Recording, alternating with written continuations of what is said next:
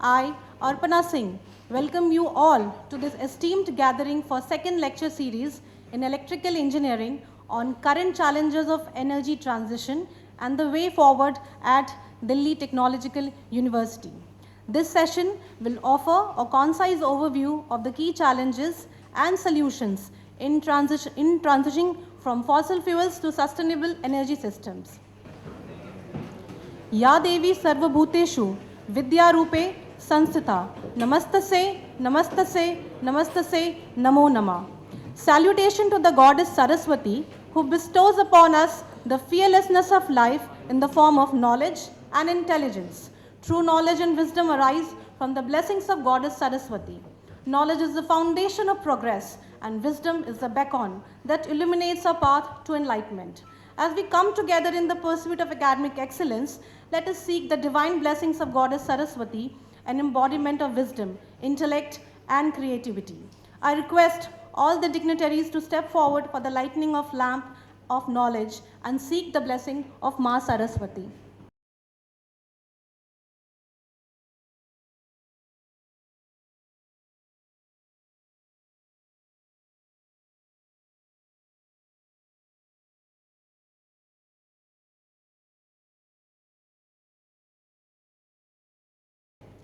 May the divine grace of Goddess Saraswati inspire us to pursue knowledge with humility and utilize it for the upliftment of society.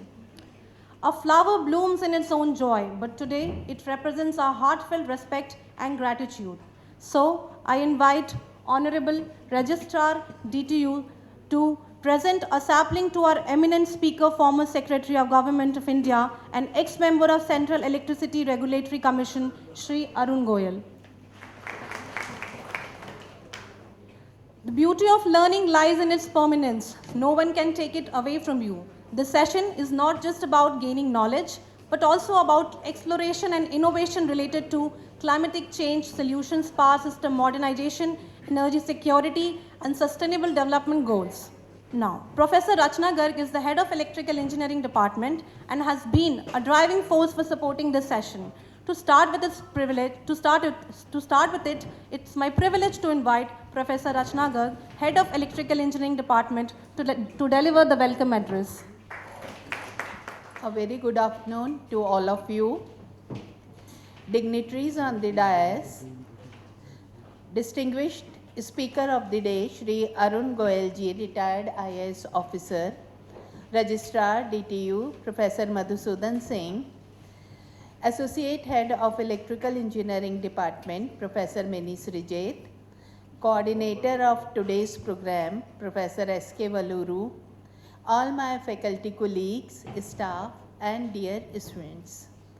It is my proud honor and privilege to welcome you all to this second lecture of lecture series in electrical engineering to be delivered by Shri Arun Goyal ji on current challenges of energy transition and the way forward. Today's topic is very relevant in present scenario. Earlier, most of our energy demands were met by the fossil fuel based power stations. But now there is a paradigm shift in the way in which energy is generated. Due to the depletion of fossil fuels and the harmful effect of their harmful effect on environment, we are now looking towards the renewable energy sources for energy generation and for sustainable development. I hope today's lecture will cover all these things and we will learn a lot more about these issues. This lecture series is the brainchild of our Honorable Vice Chancellor, Sir.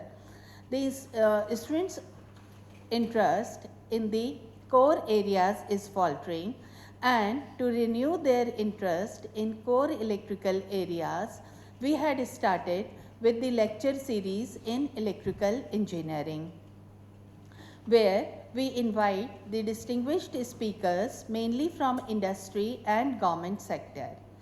The students get a glimpse of more practical side of electrical engineering through these guest speakers. And in this series of lecture in electrical engineering, this is the second lecture which is being hosted by the electrical engineering department. First lecture, as you remember, was delivered by Dr. Shiva Suman. Now for the second lecture, I would like to welcome our speaker of the day, Shri Arun Goyal ji, who had shown a keen interest to share his thoughts on this topic. We welcome you, sir, to the Electrical Engineering Department. I would also like to welcome Professor Madhusudan Singh, who is the Registrar of DTU. Sir is always the pillar of strength for all of us, and he has supported all our endeavor to the extent possible, and he is always the guiding and the motivating factor to all of us. Sir, we welcome you to this guest lecture series. Last but not the I would also like to welcome all my colleagues who are present here to this lecture series. And I know all of us have very busy schedule because this is the last second week, and we have to complete our syllabus. We have to complete the practicals of our students, but still you had managed your time and you had come here. I am really thankful to all of you. Last but not the least, I would like to welcome all the participants and students. Hope you will be richer in knowledge by attending this lecture. Once again, I welcome you all. Thank you.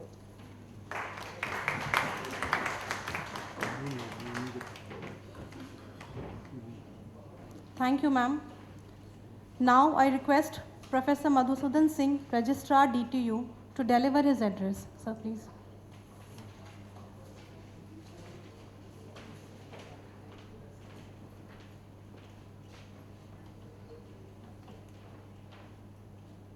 Very good afternoon to all of you. The speaker for the day, Engineer Arun Goyal sir, a retired IAS officer and a distinguished speaker in the field of power engineering.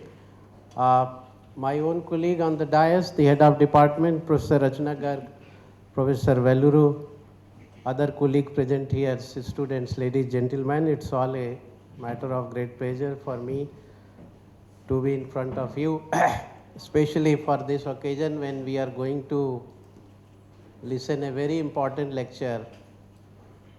That is the trend towards energy transition. I hope you know the spirit. We were in a conventional energy mode, and now they slowly shifting towards renewable energy. You will have a good day, I hope, because mostly you are from electrical engineering. Perhaps today you will able to know that how electricity is generated, how much is generated from which source, and why we are thinking to now transit from conventional to non-conventional. This lecture series is the second series, as madam has already told you, and the idea is that department has planned to have a number of such lectures in coming days to update you in the current scenario of electrical engineering mainly. So hope in the coming days you will have few more experts, maybe from few other domains also.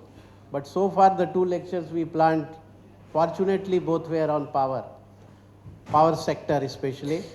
So hope today we will able to update our data. How many of you are aware that how much is our energy installed in the country? What is the installed capacity of our country? Say, if you are an electrical engineer, these figures must be on our tape. Though it changes, every day, but you will surprised to know that it is around 470 gigawatt today.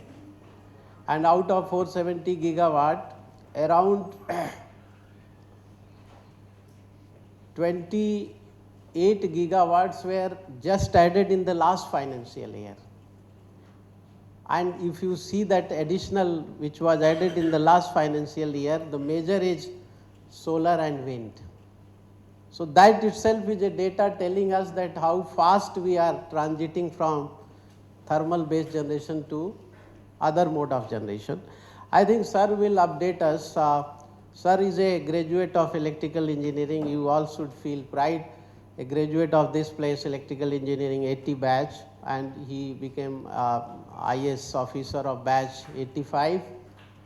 And for quite some time he was also posted in Delhi government as a power secretary. I remember during 14, 15, when there was a controversy that most of the consumers, domestic consumers have a doubt that my meter is running fast. It was the sir in the government who was monitoring this issue, and he constituted a committee. Fortunately, I was also a member of that. We were supposed to have a third check and to ensure that are actually the meters, digital meters which were recently installed in the consumers are running fast or they are as good as a normal. So we did some test and we submitted our reports. Very vast experience, especially sir is of a power background, and for being a bureaucrat, IS officer, he was mostly involved in the power sectors, whether it is a Central Electricity Authority or Government of Delhi as a power secretary or power secretary of Government of India. So very wide experience, and today is a day I hope we all should learn a lot from Arun sir, and hope this particular lecture will update all of us on the current scenario of power. So I once again thanks my department, especially head of department and the organizer of this lecture series, especially Professor Velaru, for taking initiative for creating this occasion. Thank you all. Thank you very much.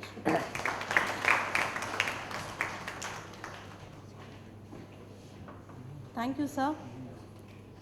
Mr. Arun Goyal is a 1985 batch retired officer of the Indian Administrative Service belonging to the Union Territories cadre.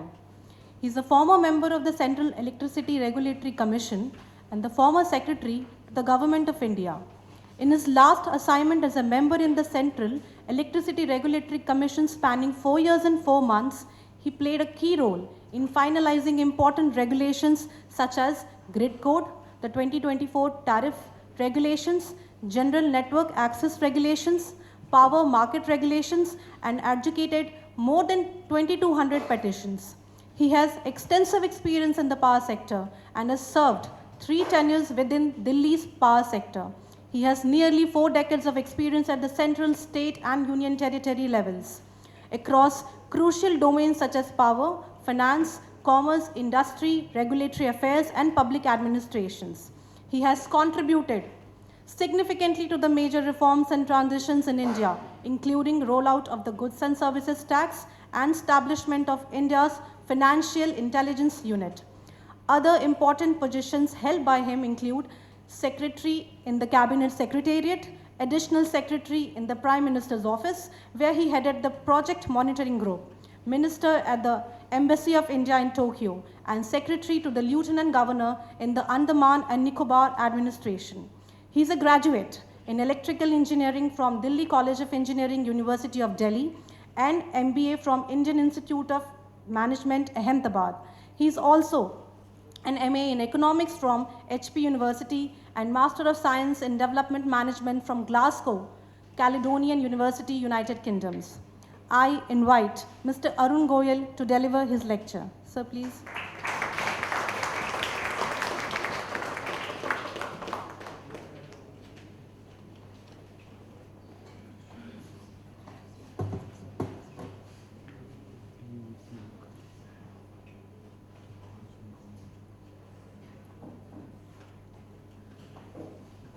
Okay, good afternoon.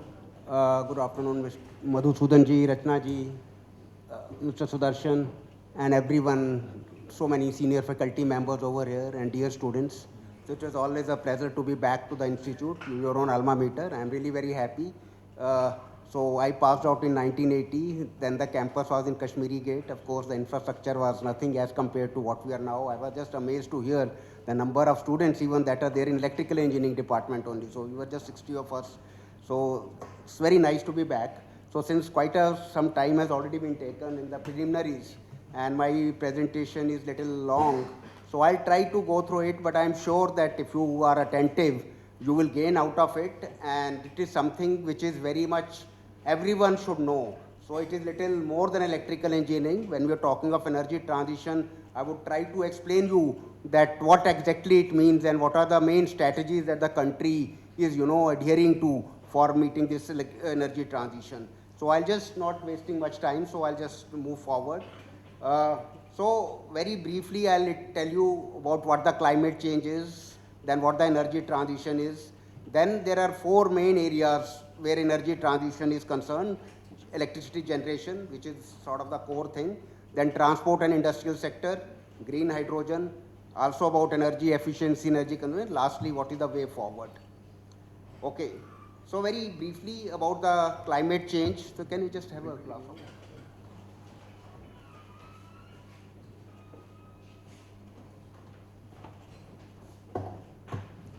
Yeah. So you see, it refers to short-term, the long-term shift in the temperature and weather patterns. And since industrial revolution, so there has been a lot of use of the fossil fuels like coal and oil and gas. So when you burn these fossil fuels, there is the emission of carbon dioxide.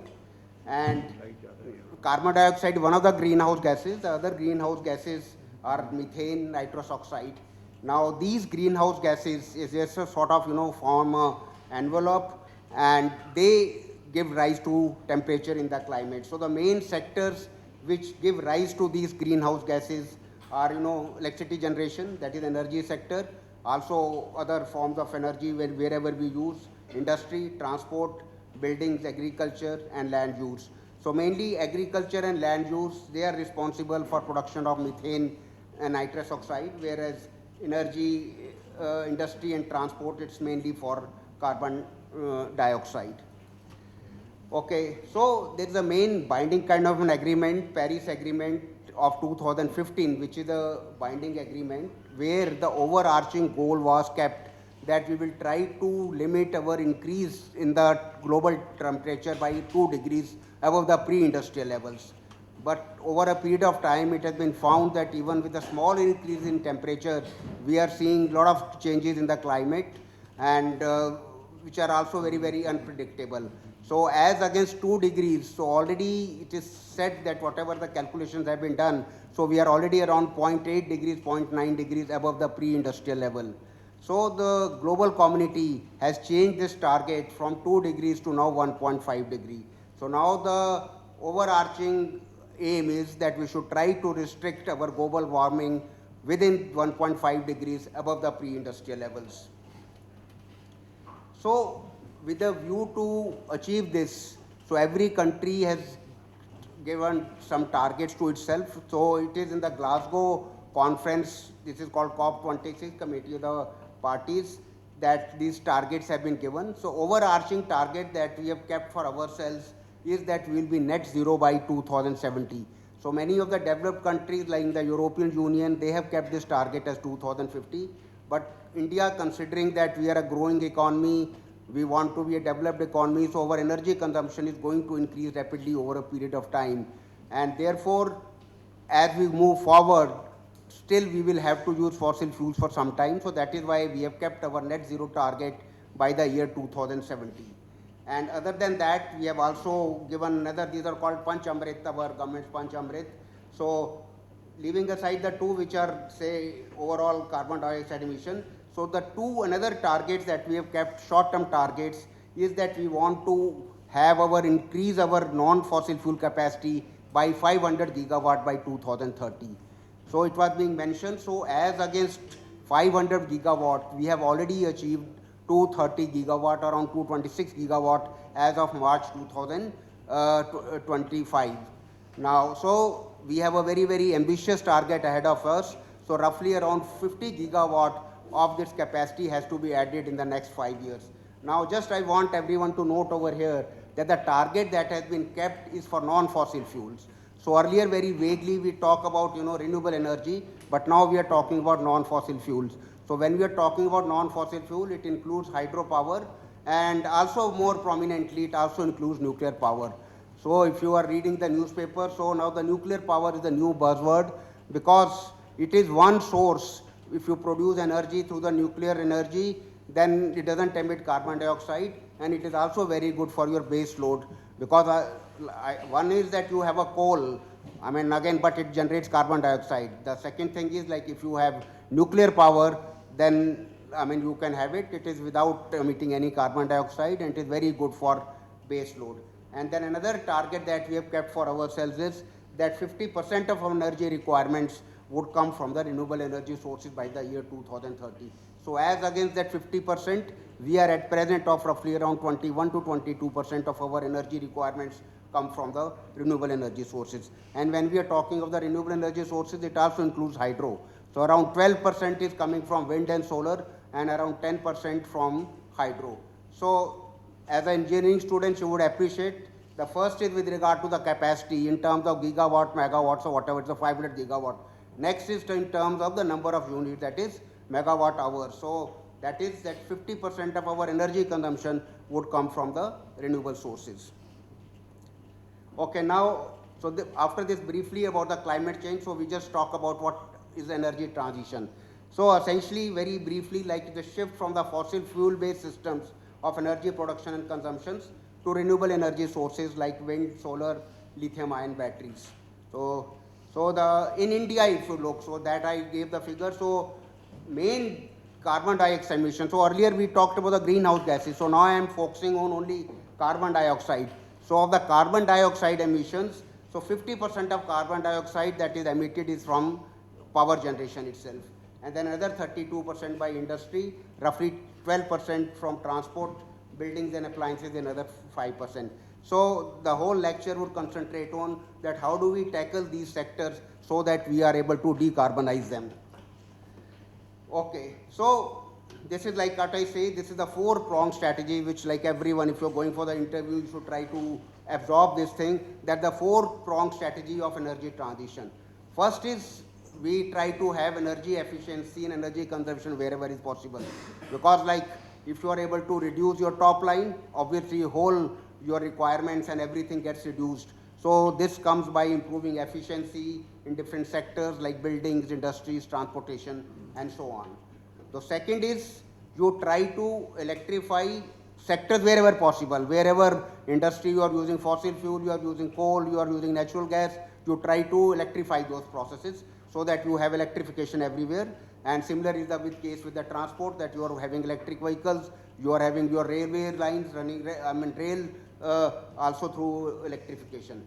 The third is there are few areas where we use hydrogen, and when we are producing hydrogen presently, so that hydrogen emits a lot of carbon dioxide. So the idea is we produce hydrogen, which is a green hydrogen, and while you are producing hydrogen, you are not emitting carbon dioxide. So that is the whole thing, that the buzzword around green hydrogen. And lastly, it is very important, it is not that you just have to electrify, you have to also electrify through the renewable energy. So the last point is very important, that you want to shift our electricity generation from say non-renewable or fossil fuels to renewables wherever possible. So okay, now we come to electricity generation. So we'll be talking in the 4 subsections: electricity generation, industry and transport, green hydrogen, then energy efficiency. So firstly, you should see that at present our per capita consumption is almost 1/3 of the global average. And if we compare with developed countries, it is around 1/10 of the developed countries. Now there is a lot of talk about China after the Trump has put the tariff. So even if you look at China, it is around 4 times the India's per capita consumption. And it's a very good indicator of development and also per capita income of the country. And say in 1980s or so, the per capita consumption of India and China was same. So you can just imagine that in the last 40 years, the kind of progress that has been made by China, that the per capita consumption is almost 4 times that of India. Okay, so that is one. So in the right hand side, the graph also shows the kind of differences that are there within the states. Now, Dadanagar Haveli is an aberration because it's a small union territory, highly industrialized. That is why the per capita consumption is high.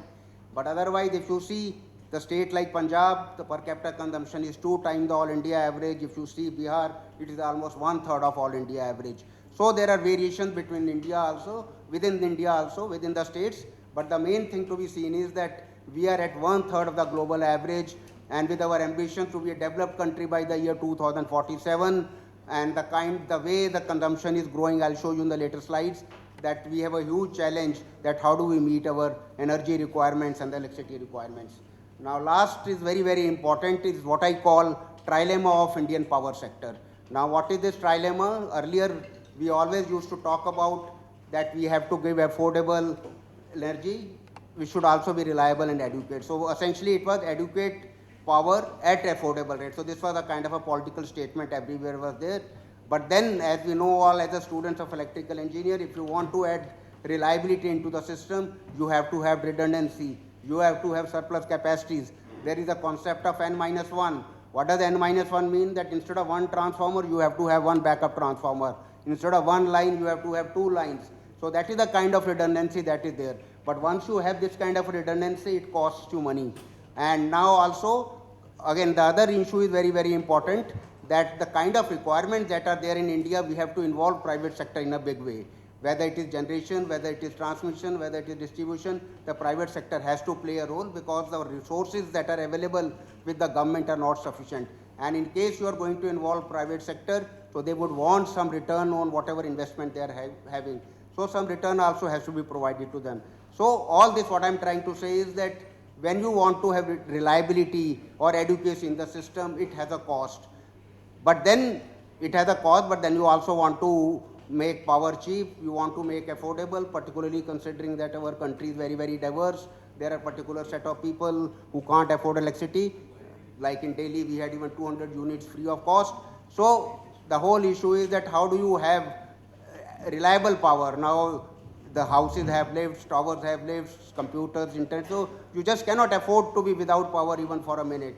But then if you want to have that kind of reliability, it has a cost, but then it is also costly. So this is a trilemma. But now, after this, now the third dimension has been added to it. That is why I am now saying instead of dilemma, trilemma, that is we also want this power to be clean. Again, you want to have the clean power, it also has a cost to it. So how do you resolve this? So this is the challenge before the policy makers and before the regulators. Okay, so this is just to indicate that how our all India requirement has been increasing. So you can see that in the last 2-3 years, the curve is slightly steeper. So there was a COVID period when it is almost flat. So all India peak demand is also increasing quite rapidly. Now, as a students, we all know, electrical engineering students, that the peak demand is also equally important. You know, the peak demand might come for 5 minutes, 10 minutes, but that has to be met. And again, for even that peak demand for 5 minutes, 10 minutes, you have to have capacities into your system so that there are no blackouts and there are no load shedding. So that is why meeting this peak demand also becomes important. Okay, so now this is just to give you a snapshot that private sector in India is already playing an important role. So if you look at left hand side, installed capacity, private sector has around 54% of the capacity in the installed capacities in the private sector. But if you see their share in the generation, it is only around 31%. And the main reason for this is that the most of the new capacities that are coming in the private sector, they are in the renewable sector. And the renewable sector, I mean solar or wind, so they are not 24/7.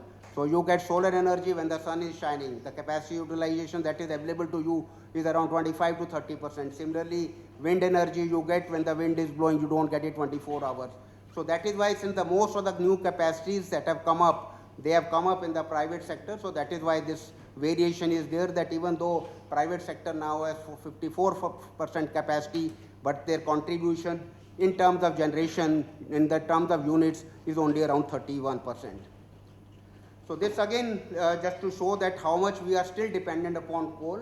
So again, installed capacity, left hand side, the thermal capacity is around 52% of the total installed capacity. But if you see in terms of the units, around 74% of our energy needs are met by thermal plant, mostly by the coal, leaving aside a small percentage by the gas. And again, the main reason is that the thermal capacity runs for 24 into 7 hours. It acts as a sort of a base load, whereas if you see that blue area, which is again renewable energy sources, it is exclusive of hydro here. So this is solar and wind, so the capacity is around 35%, but actual generation from them is around 14% only. So with lot of buzz about solar, wind and all, but still if you look, only around 14% of our energy needs are being met by this renewable sources at present, particularly wind and solar, and hydro is around 10%. Okay, now this is something which as a students of electrical engineering and faculty would appreciate. So this, what we have done is we have drawn 24 hours of the day, and this is the day on 30th May 2024 when we had the peak demand that has been met till now, that is around 250 gigawatt. So what you are seeing in the middle is the day when the sun is shining, and the yellow portion is the one when you are getting the solar energy also. So the main challenge that is coming for the regulators and the policy makers is that when we move towards the evening and the night, or early morning, say that during the night time when the solar energy is not available to you. Now again, there are new patterns that are emerging in the load. So earlier, like when I was working in Delhi power sector, the peak demand used to come during the daytime. So that was, between say 2 o'clock to 4 o'clock, 5 o'clock. Now the pattern in places like Delhi or the metropolitan cities is totally changing. People go home in the night. Now there are air conditioners in each and every room. Children don't listen to the parents. Doors are open, and we are seeing the huge surge of load during the night time. And actually the peak load that is coming now is coming during the night time, particularly in the metropolitan cities, that is between 8 to 11 p.m. And the problem is at that time the solar energy is not available to you. And you can see that we have already crossed, out of 460 gigawatt of installed capacity, 100 gigawatt is already solar energy. So just imagine during the night time that 100 gigawatt is not available to you. So you have to have other sources of energy as a backup sources and other thing to meet that 100 gigawatt. So that is the challenge which we call, integrating the renewable energy into the sources. I'll come little later, but you should appreciate this, that what is the problem with the solar, that during the daytime we have installed huge capacities, but that capacity is not available to you during the night time. Okay, now coming to the decarbonizing the electricity sector. So very, very briefly, so half of the carbon dioxide is emitted by electricity generation, and we are adding renewables at a rapid pace. We are the fastest growing renewable addition capacity in the world, if you see in the terms of the percentage. So the fourth largest power renewable generator now, including hydro. So 5% share in the world capacity, fifth largest solar capacity, and the fourth largest wind capacity. I was just reading the news this a little late that now wind and solar together, we are a third largest capacity in the world. So we just overtook the Germany. So that is the capacity that we have in the renewable solar energy. Now, so I'll very, very briefly touch upon this because the presentation. So just you see, government has taken a lot of steps to promote renewable energy. So very, very briefly. So first is that renewable energy sources, they have been given the must-run status. Must-run status, what does it mean?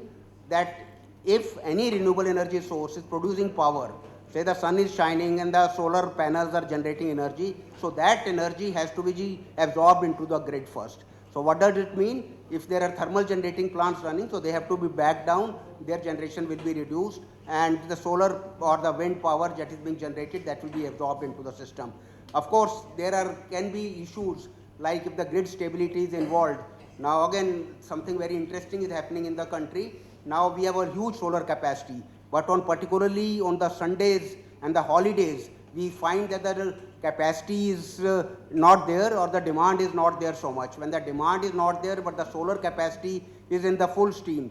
So we see that there is a rise in the frequency during that time, and that can reach to grid instability. So that is why in such circumstances, that is a challenge. And I was just reading that Sri Lanka recently, they have asked their all rooftop plants to be shut down during the daytime because you are not able to manage the frequency, because if you are giving them the must-run status, and there is again the issue, you cannot back down your thermal plants below certain level. So at present the minimum turn down level for the thermal plants is around 55%. So if you turn them below that, then either you have to close down, and if you close down your thermal plants once, Again, starting them takes time. So that is the issue. So that is why this issue, how to manage frequency, is a challenge, and many a times you have to shut down your renewable energy plants, particularly during holidays and Sundays, because the demand is not there.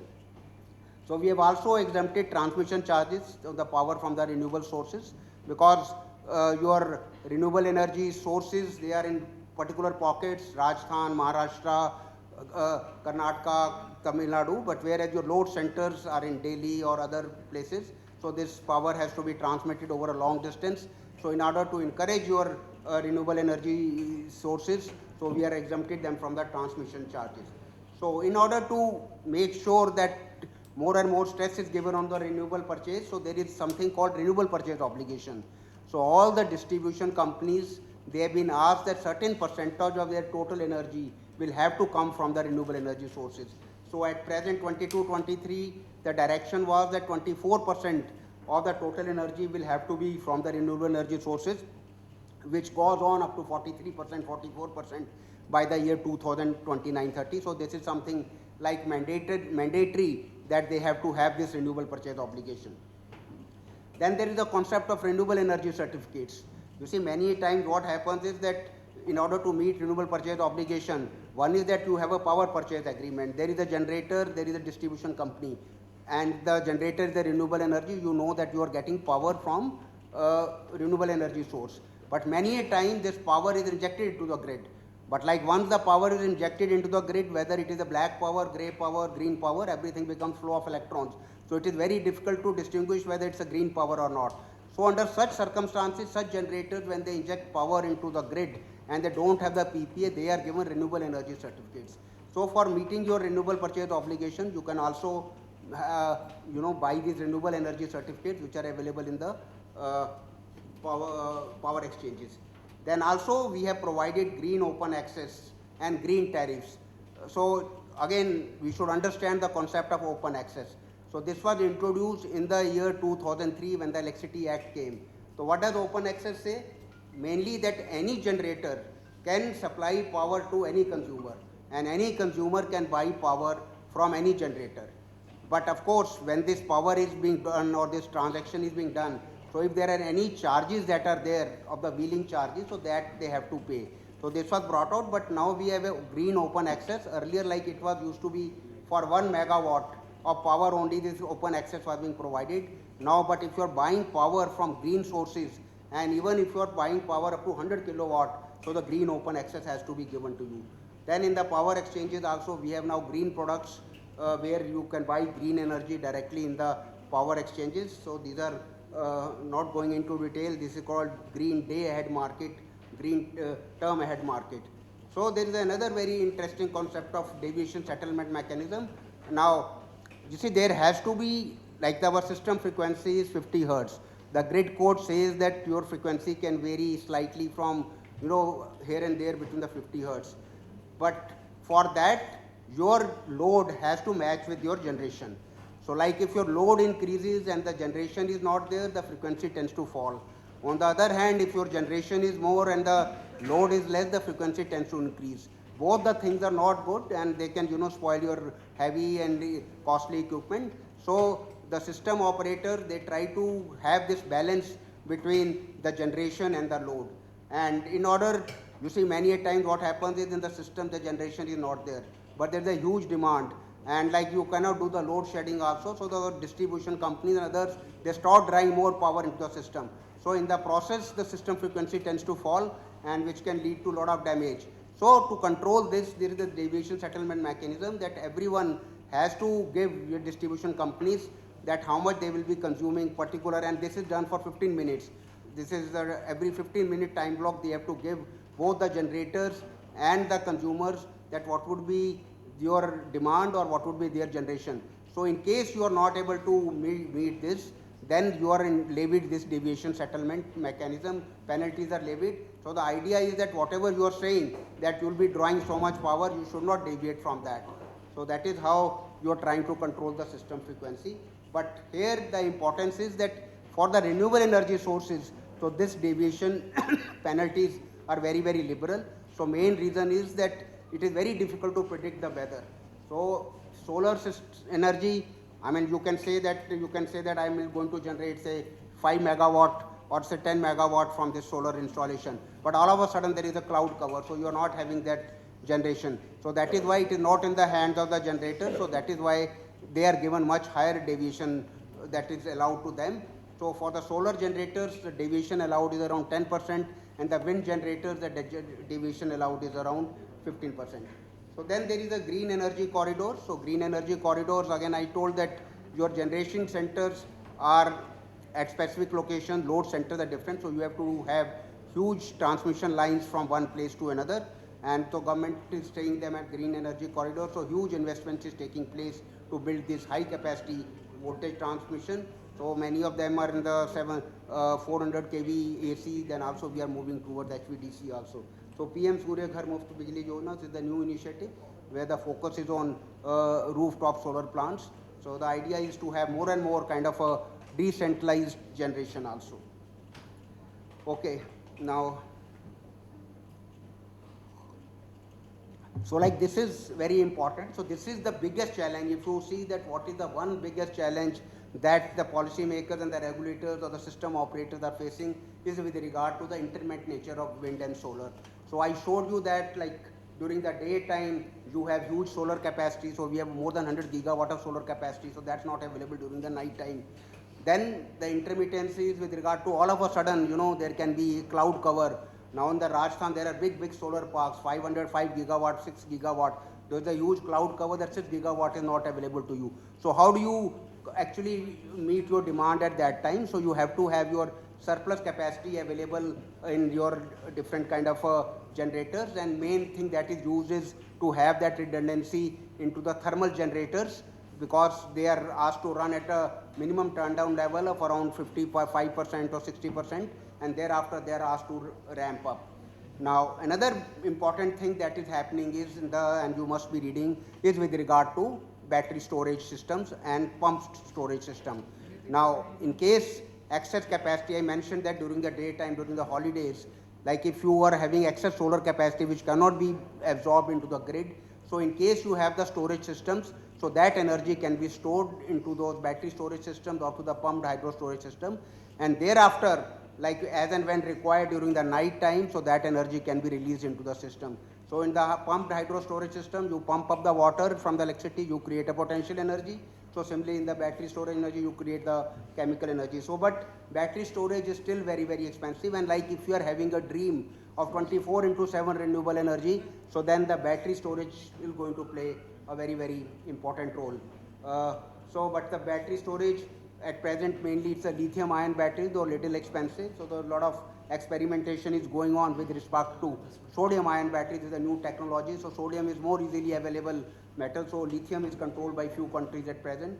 So we are moving towards sodium ion. But the battery storage or the storage systems are going to play a very important role. So another important thing that is happening is with regard to the demand side response. So the idea is that during the night time you are having the peak demand. I mentioned that the peak demand you have to have capacity to meet that. The other alternative is you try to reduce the peak demand. So that is why we are focusing on having smart meters now. So smart meters, they are able to measure the energy during different hours of the day. And the idea is if you can have the time of the day metering. So the time of the day metering is you have a differential tariffs. You have the more tariff during the peak time, less tariff during the off-peak period. So how you can dissuade people to move away from the peak time consumption, run less ACs, or whatever activities you can shift from the peak hours to the non-peak hours, so that the peak demand is lesser. Okay, so the another challenge that we are facing is that as we are moving towards renewable energy sources is with regard to the land. So we have this target of 500 gigawatt by the year 2030. So it is estimated that around 0.8% of India's land would be required to have this kind of renewable capacity. So this land is a subject with the state governments, and in case we want this land to be made available, the state governments will have to play a very proactive role. But then also there is an issue, people are saying that it might encroach upon your agriculture land also. So simultaneously we have to work upon increasing the agriculture productivity. Then there are many, because wind came much before the solar energy, so we are also trying to repower many of the wind farms. Yeah, so another very, very important thing that is happening is that as we are going towards the renewable energy, so one focus that is there is on the hydropower. So like hydropower, unlike thermal where, if it is not running, you need a day or so to run it, to make it, hot and then run it, generate steam. Whereas hydropower, if the water is stored, then it just takes the minutes and you can generate the electricity very, very quickly. So that is why it's considered as a very good flexible source of power. So a lot of focus is there on hydropower. So at present only the 10% of installed capacity is hydro, and it's only around the 30% of the potential has been exploited till now. But then there are issues with hydropower. I mean, there are environmental issues, there are issues of rehabilitation and resettlement, and so wherever it is coming up, you have a lot of NGOs and other problems coming. So that is the issue with hydro, but it is something which is being focused upon by the government for the main reason being that it's a very good flexible sources of power and very good source if you want to integrate the renewables. So I mentioned about the nuclear, so this is the new buzzword. We are all focusing on the nuclear energy now. The government has kept a target of 100 gigawatt by the year 2047, and this is around 12 times the capacity what we have at present. So it's going to be the new technology that is being talked about is the small modular nuclear reactors, so which can be put at the different locations, and they are also considered to be safe. The government is also trying to involve private sector into the nuclear power. So earlier only like it was Nuclear Power Corporation of India which was running the nuclear power plants. So this is it, and so already one tender has been brought out by NPCL where they want to set up 220 megawatt of Bharat small nuclear reactors. So this is something which is not only in India, world over. Then the main reason is that if you want to have a base load 24/7, right, which runs constantly and which doesn't release carbon dioxide, then nuclear power is the answer. Of course, there are safety concerns with the nuclear power, and it is also something like, we want all our cities to be clean, but if you ask anyone to put a garbage bin or a dhalao near your house or the community, everyone will resist it. So it is same with the nuclear power, that you try to put up a nuclear power plant anywhere, so there is a huge resistance, so government has to see that how they can tackle it. So again, strengthening transmission infrastructure. So this is also very important because again, the same thing, generation points are located in the few states, load centers at the different locations. The huge transmission lines have to be laid, and there are issues with regard to acquisition of land, right of way, forest clearance, and another important issue is that we are involving private sector both into the transmission as well as the generation. But there are issues with regard to mismatch. So you see, when you are planning, many a times it happens that your renewable generating capacity has come up, but your transmission line is not ready. On the other hand, the transmission line is ready, but whereas your generator is not ready. So how do you try to match this? This is a challenge. And like if one capacity has come up and the other is not come up, then how do you compensate, particularly if the player is a private sector player, then how do you compensate him? So these all kind of petitions, they come to regulators and it has to be decided. So another very interesting concept that is coming is, we need to strengthen our cross-border interconnections. Okay, so now, strictly speaking, if you see, if the whole world, all the continents were to be connected together with the transmission network, because the sun is shining at one point of the world anywhere. So strictly speaking, if the world is connected to the transmission network, so the renewable energy or the clean energy can flow from one part of the world to the other part of power, and these kind of interconnections are also available to you, then also it helps in maintaining the grid stability. So this is something happening. So we already have interconnections with Bhutan, Burma, Bangladesh, Myanmar. So already Prime Minister recently announced about underwater sea cables with Sri Lanka. There is a talk about having interconnection with Singapore, interconnection with Middle East. So this all is something which is happening. Now, another very important thing is with regard to the distribution sector, financial viability of the distribution sector, because it is the main, which is the cash register for the entire sector. So it is the money which is collected by the distribution companies. they pay to the generators, generators in turn they pay to the coal companies or to the gas for buying the gas. So in case the distribution company is not financially viable, they will not be able to buy the power, and in case the generators don't get the money, they will not be able to buy the coal.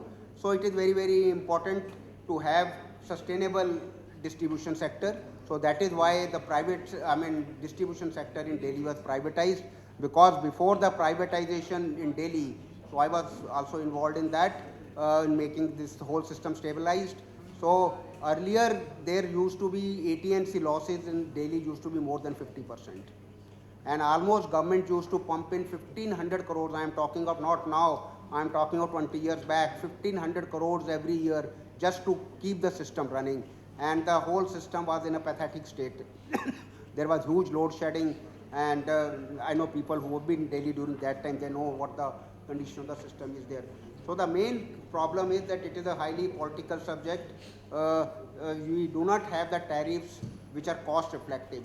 So just to take say 22-23, average cost of supply was rupees 7.11, whereas average revenue realized was around 6.81. So there was a gap of 30 paisa for every unit that was supplied in the country. So if you add, that number of units that were supplied in 22-23, and even the 10 paisa increase in power adds to around 14,000 crores in the system.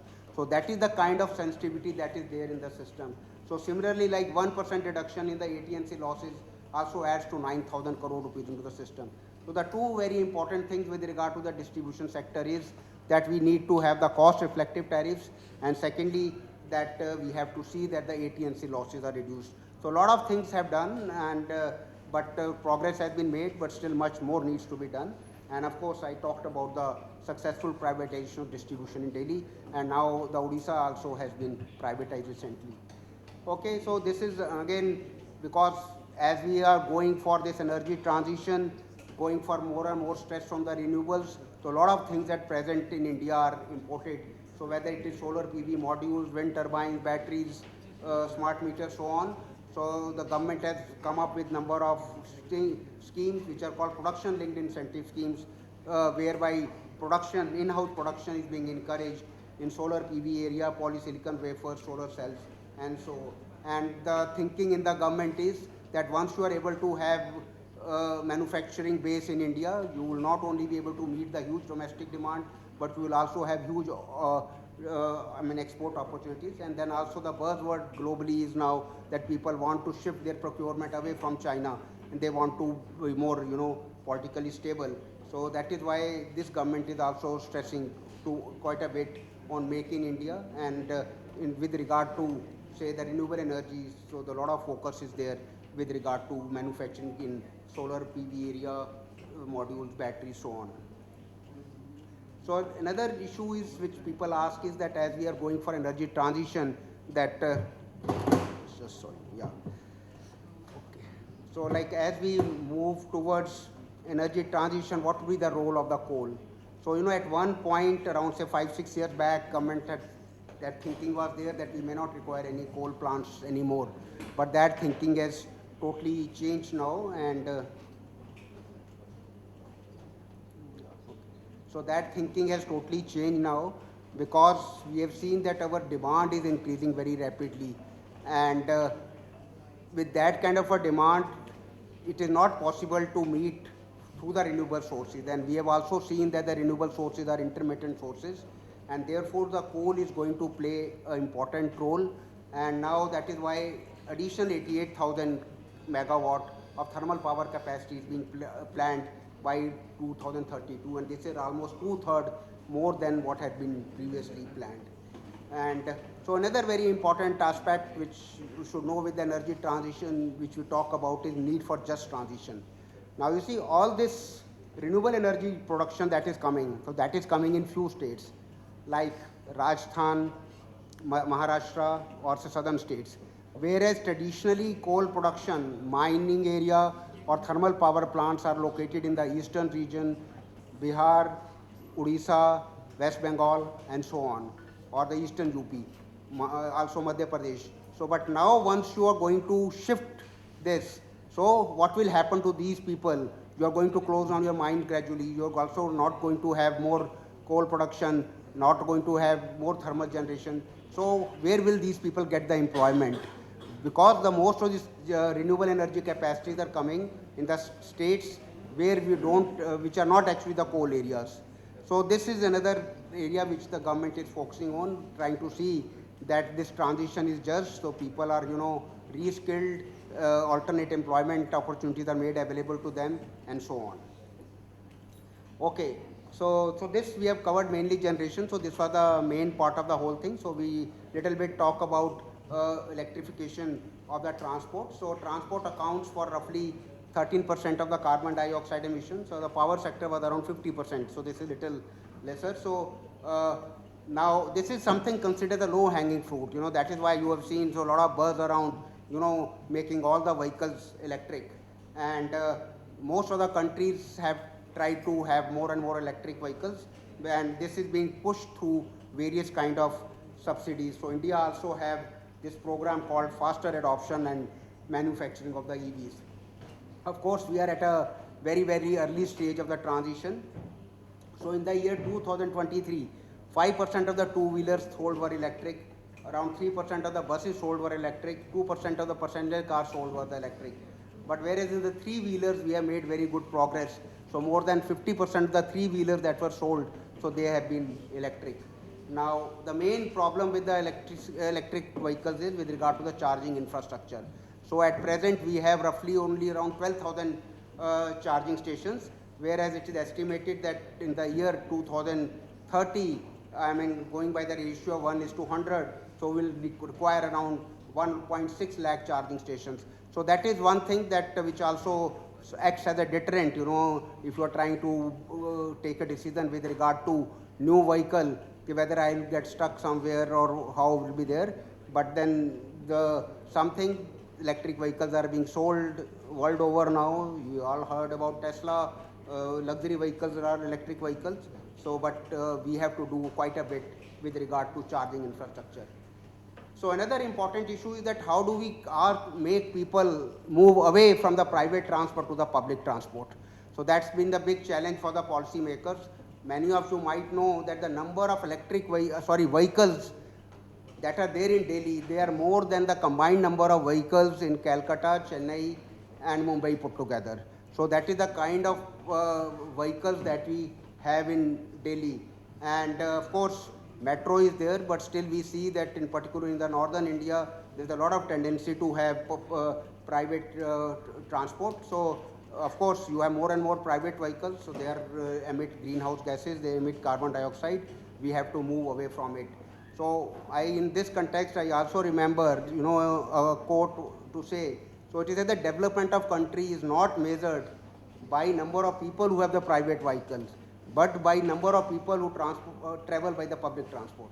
So it is something like if you go to London or if you go to Tokyo, you will find that even the CEOs of the companies, they travel by public transport. Of course, they might have a vehicle, but it is parked in the home, maybe for vacation or something they will use, but on the everyday work, people use public transport. And in Japan, I happened to be posted there for 3 years. The city has a population of 6 crores, but managed magnificently. The transport runs at 3 levels: underground, on ground and overground. So these are the 3 layers of transportation that are there, and everyone goes by the public transport. So that is area where we need to concentrate on. And another very important area is with regard to freight movement. So when we became independent, the most of the freight movement used to take place through the railways. But over a period of time, the share of the railways in freight movement has reduced considerably. It is only around 27%. Again, if you are moving your freight by trucks, again, they run on diesel, they emit a lot of carbon dioxide. So how we are able to do it is a challenge.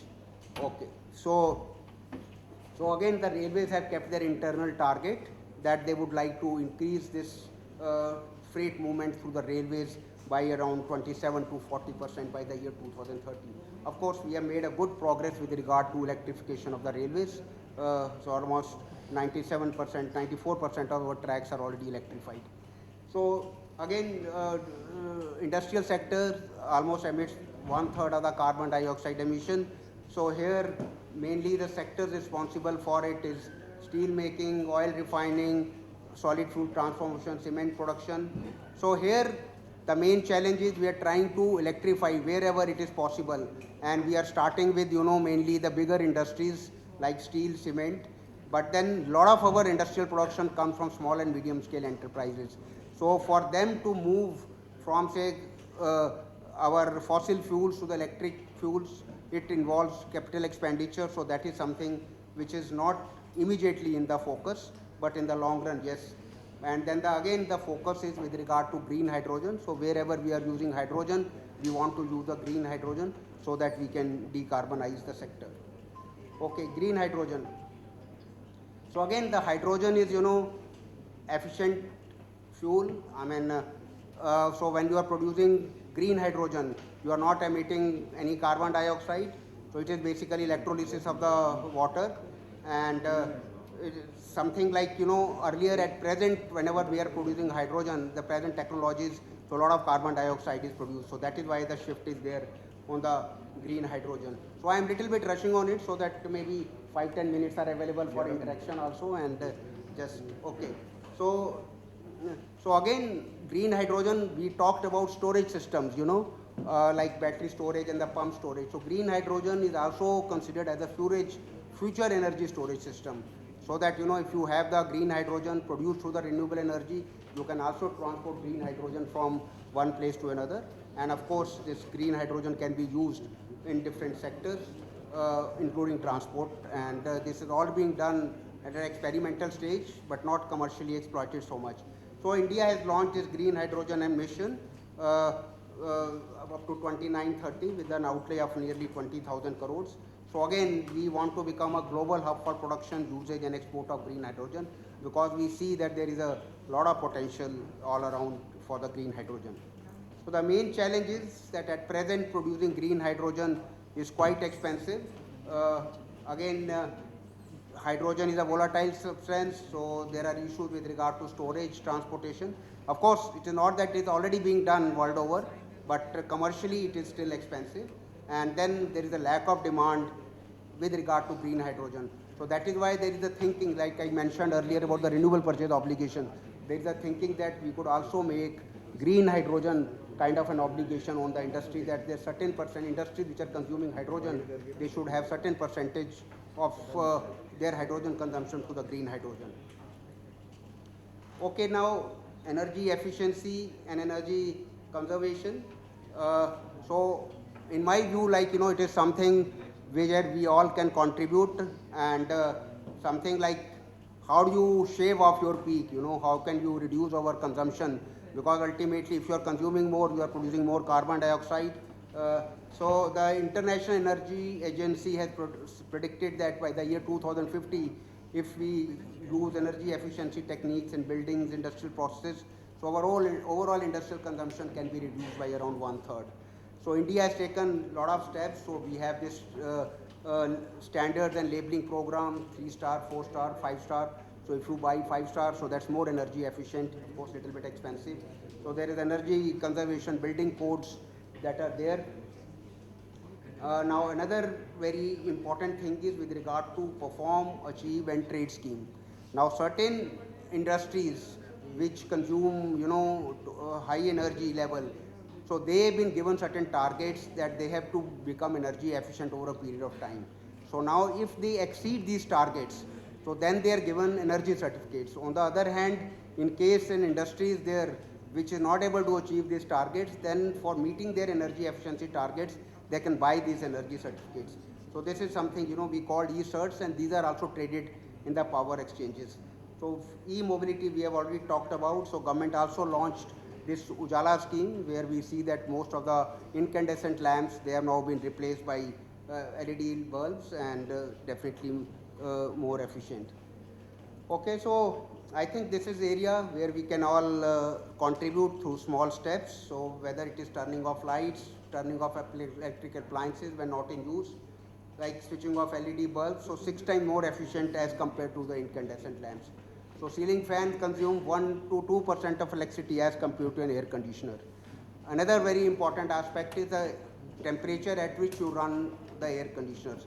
Say anything above say 20 degrees or so, you consume 3 to 5% more electricity when you are running the electricity. Say instead of 25, if you are running at 24, you will consume 3 to 5% more electricity. So what has been proved is that you should run your air conditioners at 25 degrees to give you best comfort and to be the most energy efficient. So when you are buying your next vehicle, try to buy a fuel efficient electric vehicle, try to use public transport and so on, and also buy star rated appliances. Okay, I'll skip this part, energy transition, financing. So let's just try to, so what has been the gist of my lecture? So just to give you a, so firstly, what is the way forward? So we have said that we have to move away from high fossil based electricity generation to the renewable energy sources. So for that we have kept a target of 500 gigawatt by the year 2030. And along with that, there is a focus on hydropower plants and nuclear power plants. Nuclear power plants for the base load requirements, and for the hydropower plants to have the flexible sources of power. Okay, so we need to have adequate land for solar and wind farms. So for this, state governments will have to play a very, very proactive role. So the biggest challenge for all the power engineers and others with regard to how do you tackle the intermittency of the renewables, that's the biggest challenge. So that is why there is a focus on energy storage systems. So a lot of investments are going to take place in the coming years in the battery storage systems, in the pump storage systems, and as well as other flexible sources of system. Okay, so another important issue is with regard to how do you make your distribution companies financially sustainable, because until and unless discoms are not financially sustainable, your whole dream of having this renewable energy will not go through, because renewable energy mostly they are coming in the private sector. Now in case you don't pay them for the energy you are buying from them, so they will either run away or they will not invest more. So distribution sector has to be very, very sustainable. So for that, what is important is your tariffs have to be cost reflective. That is, whatever is the cost of supply, that has to be met through the revenue generations. And similarly, we have to focus on AT&C loss and reduce AT&C losses, and for that also the focus is there wherever possible to privatize the distribution sector. It has happened in Delhi, it has happened in Odisha now. The Uttar Pradesh government is trying very vigorously. In some state governments also it has happened. Okay. So strengthening the transmission infrastructure. Again, the generation states are limited, whereas the load centers are distributed. So the huge transmission infrastructure has to come up, and this also has to come up very rapidly, because we are very aggressive. We want to have 500 gigawatt of renewable capacity by the year 2030. But then while you are putting up the transmission infrastructure, so there are issues with regard to acquisition of the land, having this right of way, and the forest clearance issues. Okay. So again, the reducing the peak demand is very, very important. I mentioned that during the night time, we have a huge AC load, and in case you are not able to demand, the only alternative would be to have load shedding. So in order to that, so we have to focus on demand side response. So when we are talking about demand side response, we are focusing on smart meters so that we can measure consumption on a minute to minute basis, and then we can move towards time of the day metering, and you can have the differential tariffs, the higher tariffs during the peak hours, lesser tariffs during the non-peak hours, and this is going to come very soon. So many of the states have already introduced it for commercial consumers, but not for the residential consumers as such. Then we have to reduce our dependence on imports as we move forward to the energy transition. That is why we are focusing on building production bases for solar PV modules, solar cells, wind energy, wind turbines, and so on, and through the production linked incentive scheme that the government has launched. So for faster electrification of the transportation, so here the more investment is required in the public transport, promotion of the EVs have to be there, and more importantly, the charging infrastructure has to be enhanced in a big way. The decarbonizing of the industry, here the electrification of the heating processes has to be there, and wherever possible, the green hydrogen has to be promoted in a big way.